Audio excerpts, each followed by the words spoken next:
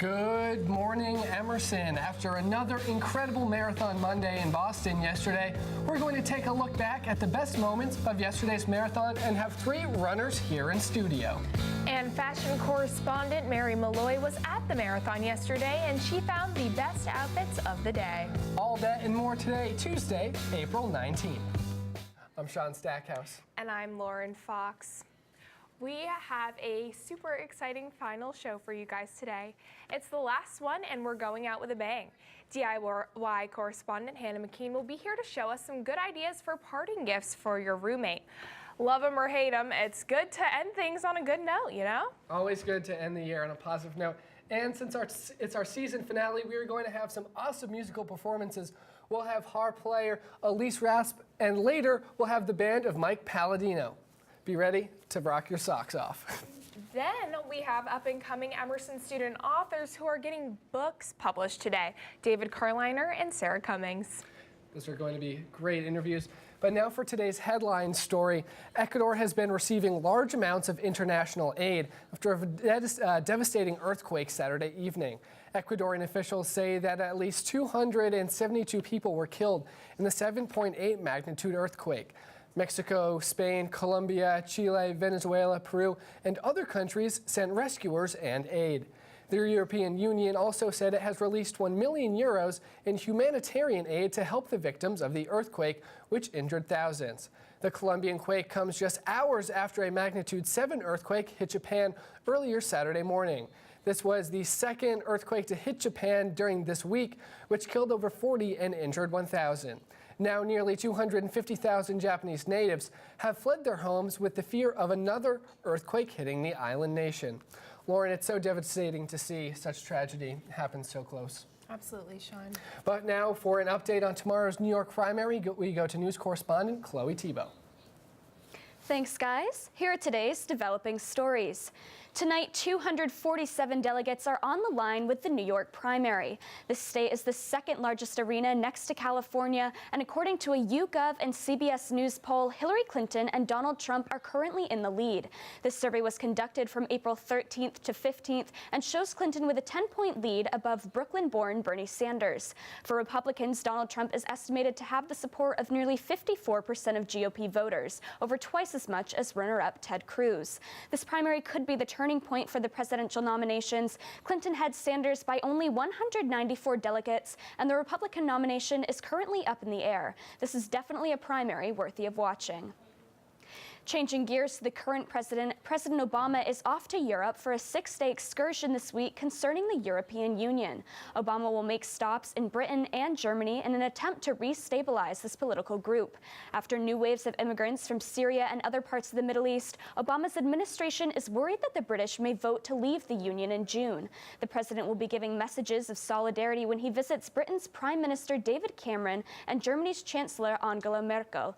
Europe has had growing concerns involving Obama's focus on their own continent rather than a, quote, Asia pivot. Obama will suggest his hope that British voters continue to remain in the EU. For now, these relations lie heavily upon his current visit. Also ongoing worldwide, the slow implementation of a new polio vaccine. Over the next 2 weeks, 155 countries must stop using the current vaccination that has been protecting children for over half a century. Recently, this vaccine, originated in the 1950s, has been causing more problems than solving them. It has in fact resulted in a small number of paralysis cases. For this reason, by May 1st, this campaign, known as, quote, the switch, will take place in all countries that currently use an oral polio vaccine. Hundreds of global health workers have gotten involved worldwide, and officials hope that these modifications will help better ensure the safety of children from this disease. Finally today on the West Coast, a controversy broke out on Sunday involving a Southwest plane passenger. Berkeley University student Kairuling Maksumi was taken off a flight at Los Angeles International Airport when a passenger overheard him speaking on the phone in Arabic to his uncle in Baghdad. Maksumi had called to tell this family member about an event he had attended that included a speech by the United Nations Secretary General. A nearby passenger, however, spoke up and claimed that she heard Maksumi making, quote, potentially threatening comments. The 26-year-old student was then asked to leave the flight and booked a new ticket through Delta Airlines. This event only speaks to the increasing scrutiny concerning Muslims in our country. That's all I have for you today. Back to the desk. Thank you so much, Chloe. Now, New York, a huge state today. Do you think that the polls are going to be correct? You know, Lauren, I think it's kind of up in the air right now, especially with Democrats. It really could be either Hillary Clinton or Bernie Sanders at this point. So it's going to be really important to pay attention to this primary today. Absolutely, Chloe. Now we go to today's weather forecast. Today will be partly cloudy with a high of 55, a little cooler than the gorgeous marathon Monday we enjoyed yesterday. Those clouds will go away tomorrow, though. Expect clear skies and highs sticking in the mid-50s. Thursday will be the best day of the week. It'll be another sunny day, but highs are expected to shoot up into the upper 60s. I might have to take a break from studying on Thursday, Sean. It's just an excuse to not have to be inside reading. Definitely gonna have to step outside. Maybe go play Frisbee in the common if anyone's out there that wants to come out. Sean and I will be there.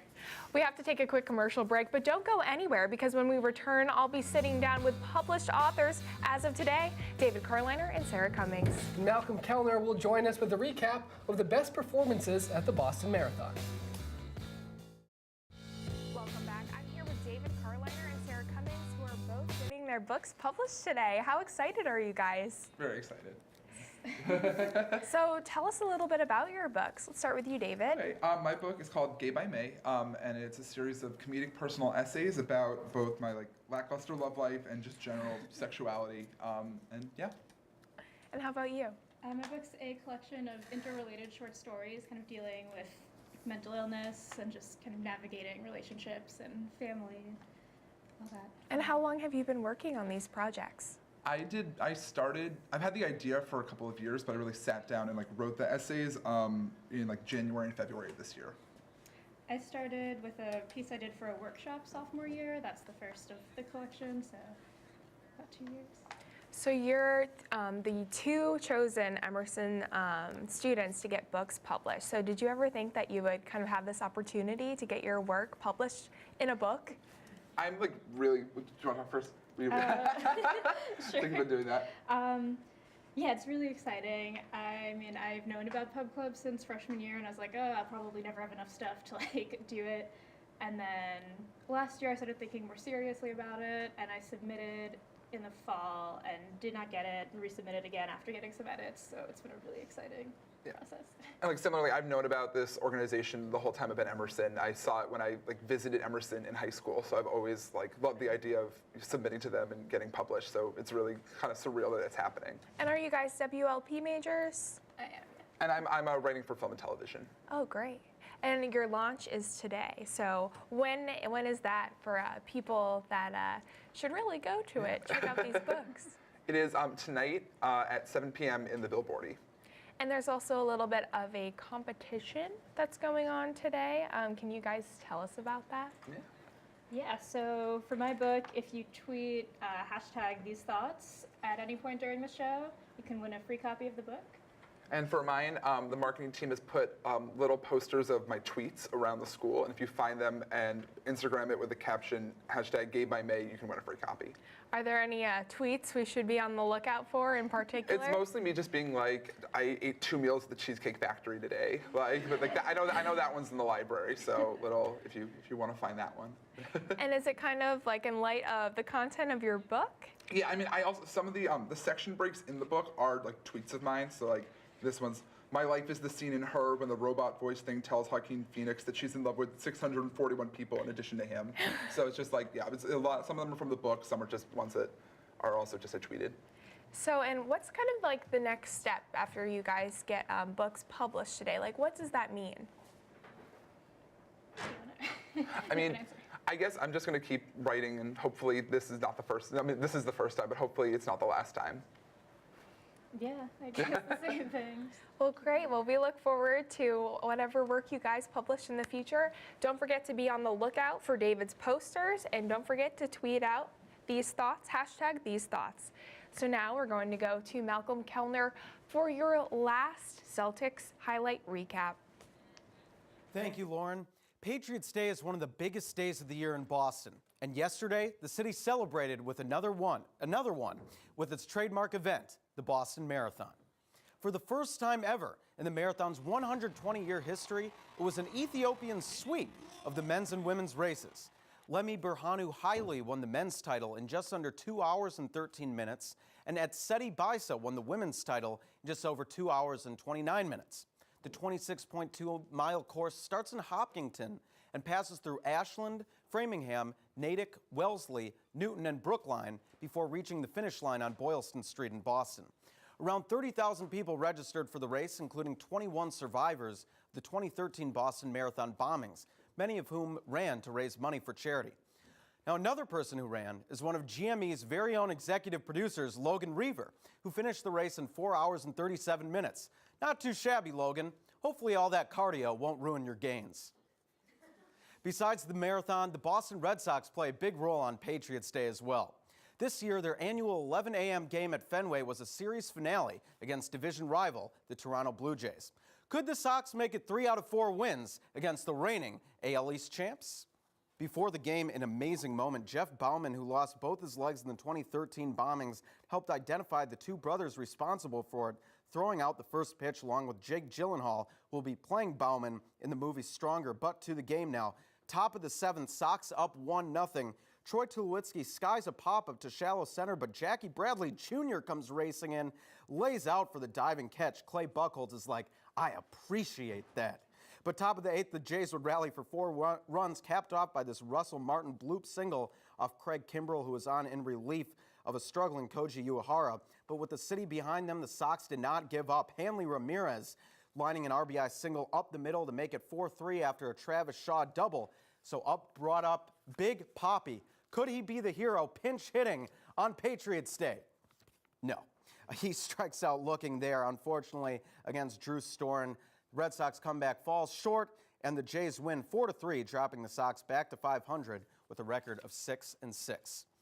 The Boston Celtics finished the regular season in a rare 4-way tie for the 3rd best record in the Eastern Conference, but ended up with the 5 seed after tiebreakers. Therefore, they had to start the playoffs on the road, so they went down to the ATL to face the Hawks on Saturday night. Isaiah Thomas getting ready for what he hopes will be a deep run for the C's. Paul Millsap and the Hawks have other ideas.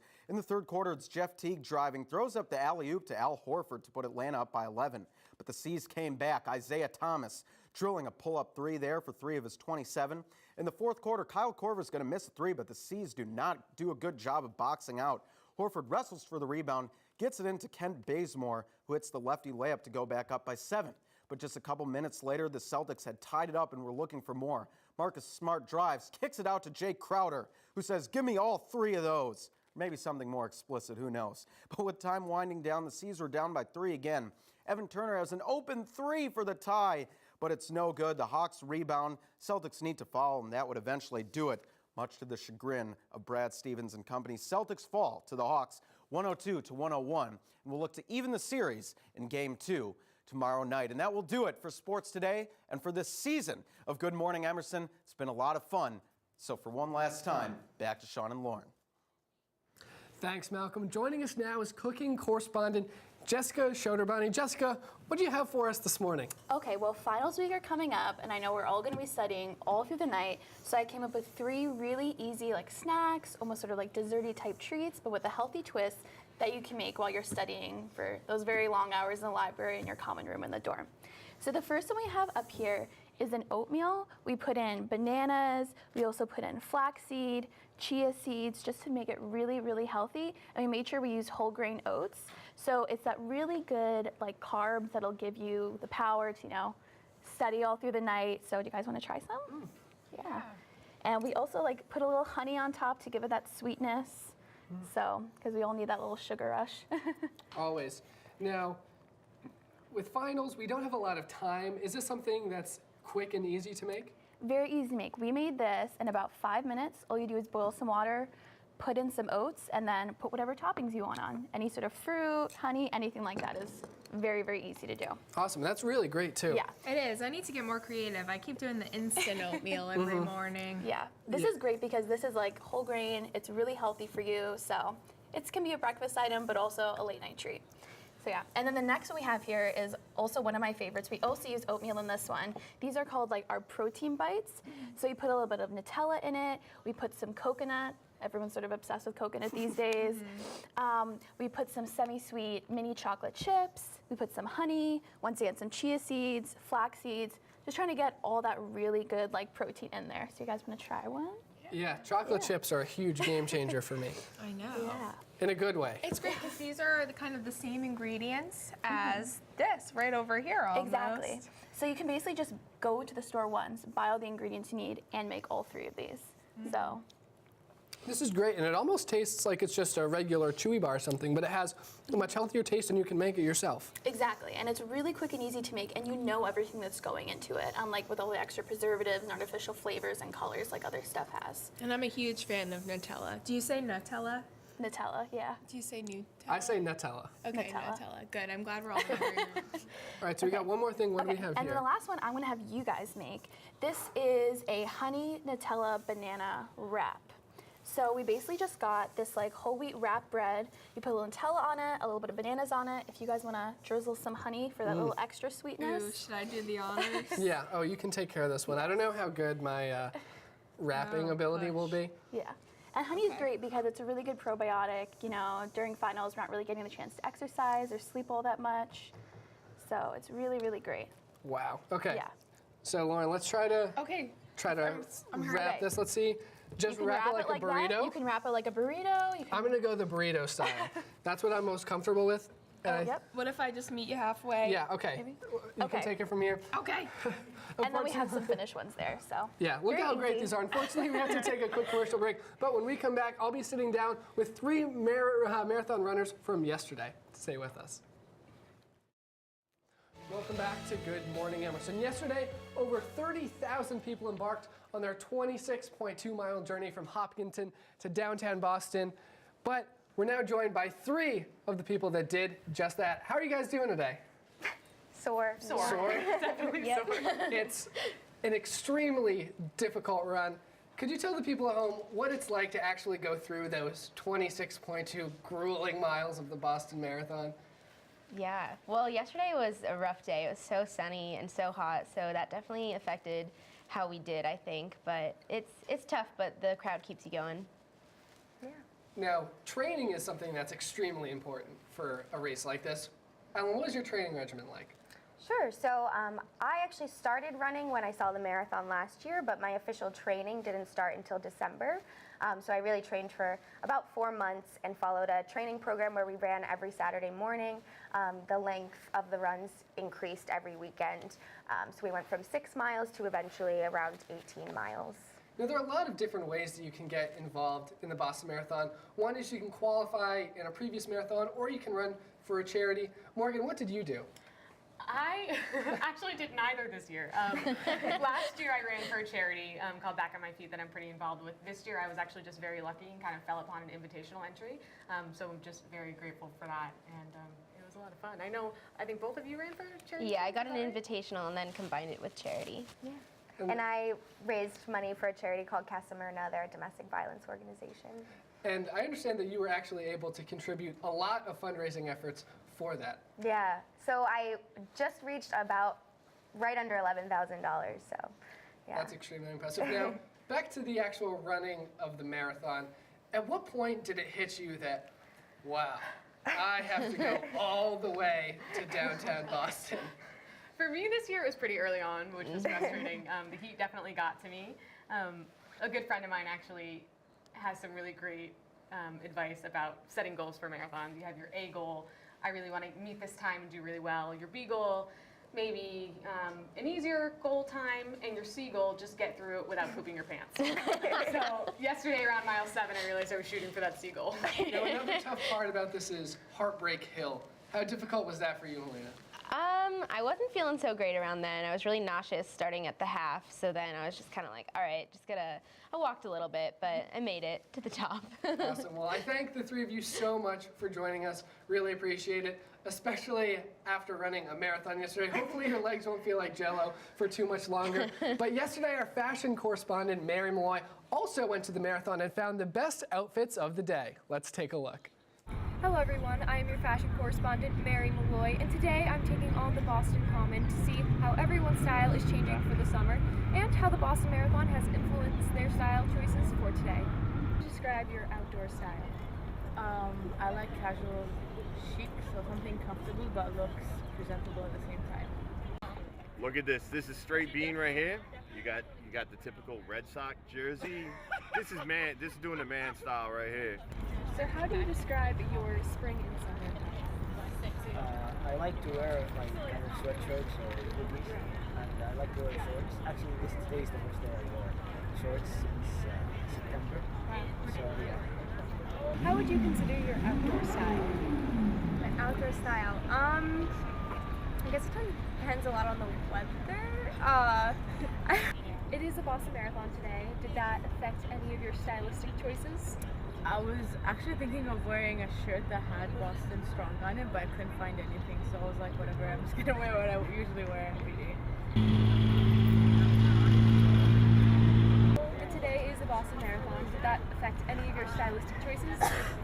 Honestly, what affects my style is just the weather, usually. Events, choices. So, as you know, it is a Boston Marathon today. Did that affect any of your stylistic choices?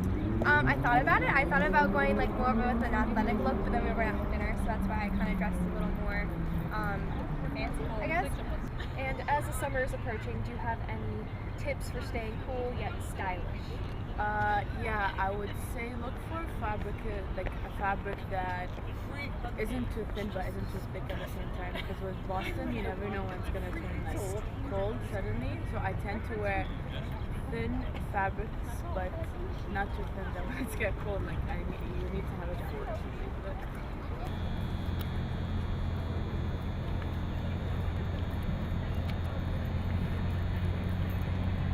And do you have any tips for staying cool yet stylish in the summer? Personally, I like to wear shorts. So usually during the day I like to wear shorts, but during the night I like to wear kind of long pants, jeans, stuff like that. I like to wear polo shirts as well.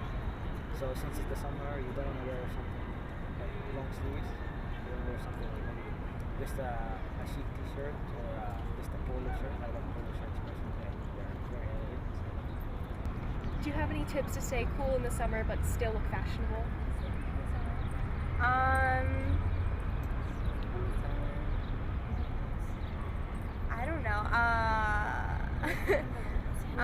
For the summer, like I usually wear like high-waisted shorts and like a tank top, and then I always have like some type of wrap with me, and sandals.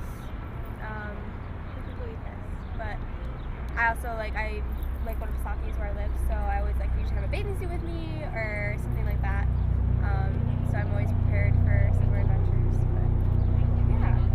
And do you consider yourself more casual, or do you like to style it up all the time? Definitely more casual. Comfort is number one. We're here with Alix Raspe, who's here to play an instrument you don't hear every day, the harp. So you go to NEC now, you were saying before the break. Can you tell us a little bit more about your training? Yeah, sure. So I've actually been playing for 14 years. I started when I was 8 years old, and I went to NYU, and I was sort of like a double major in psychology and harp, and now I'm at NEC for harp because it's something I really love. I love performing, and NEC, getting a master's there is mainly about like concerts and doing as much outreach as possible. Well, we're extremely excited to hear you play, so take it away.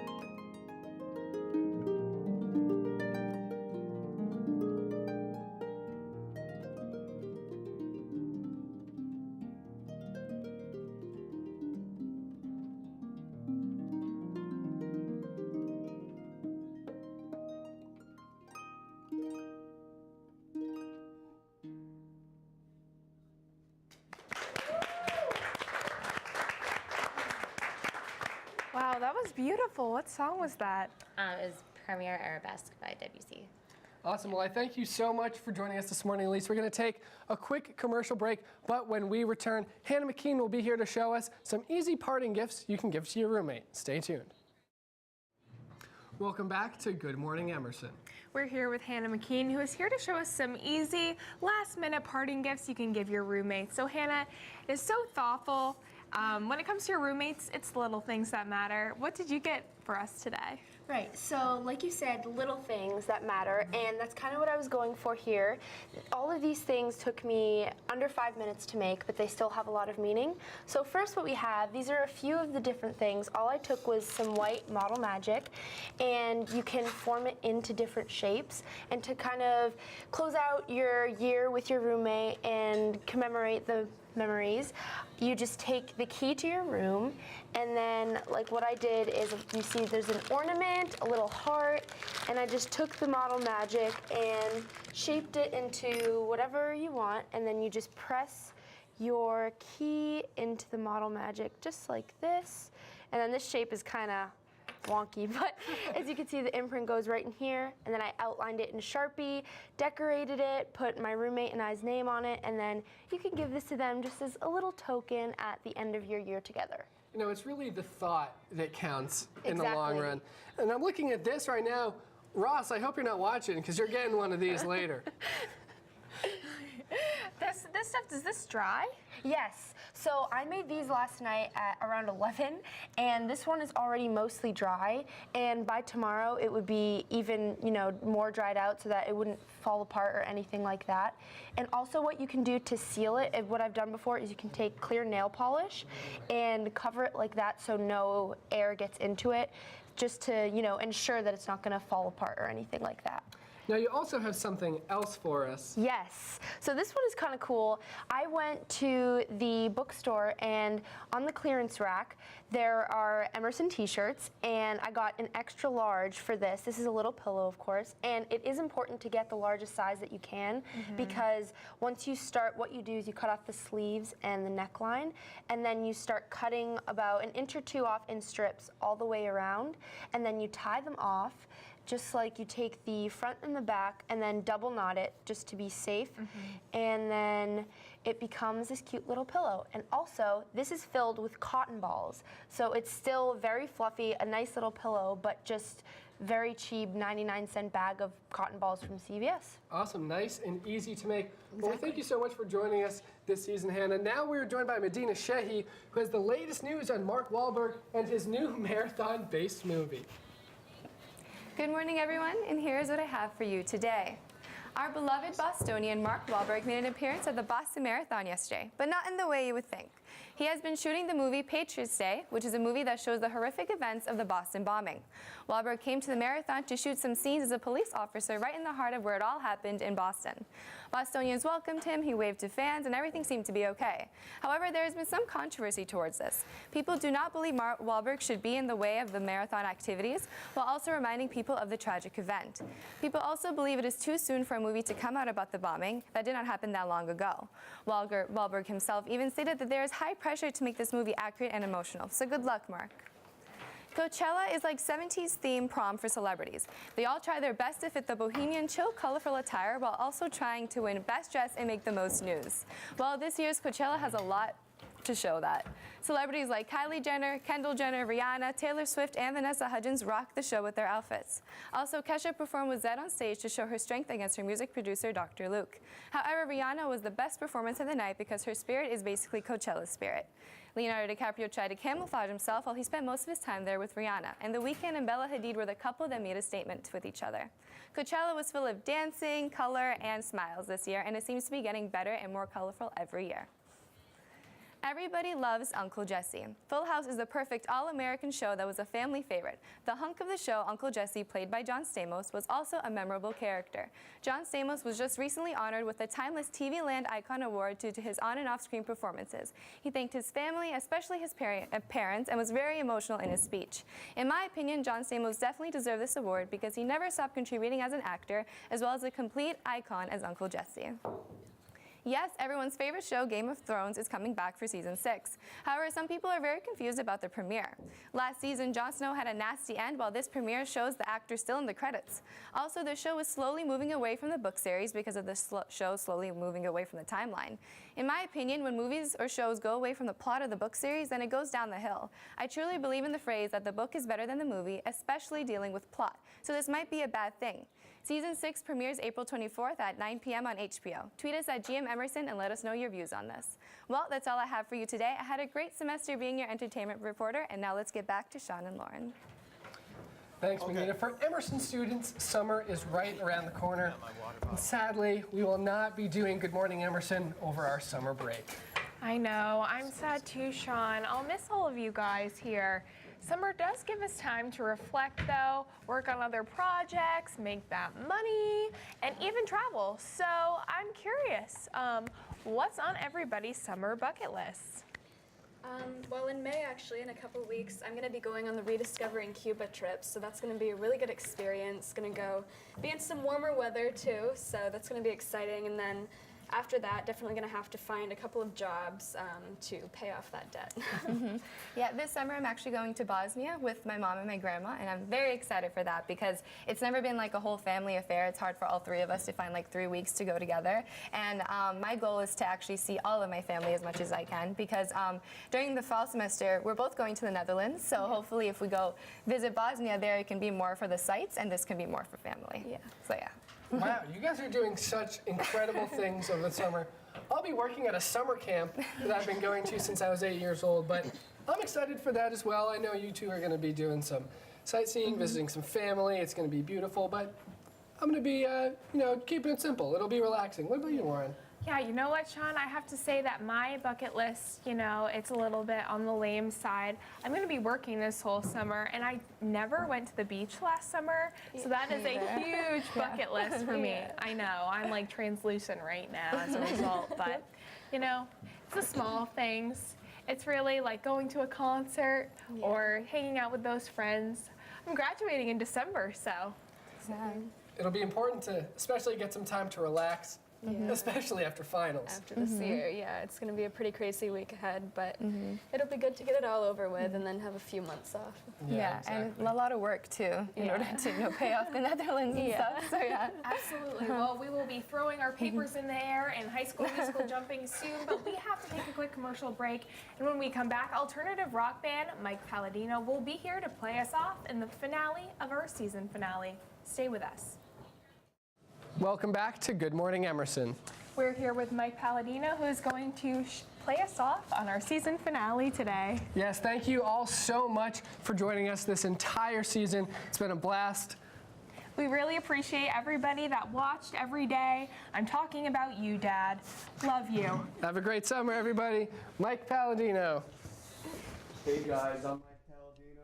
Here's a new track. It's called I Don't Love You. It's a pop song about love. 1, 2,